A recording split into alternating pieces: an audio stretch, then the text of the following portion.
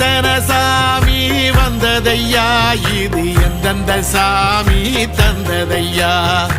எத்தனை பாட்ட சொன்னதையா, அத சுத்துற பூமி கண்டதையா,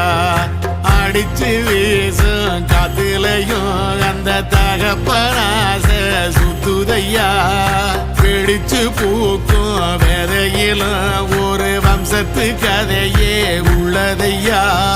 100 தலைமுறை சேர்ந்து செதுக்குன ஈர நலம் இது பாறையா,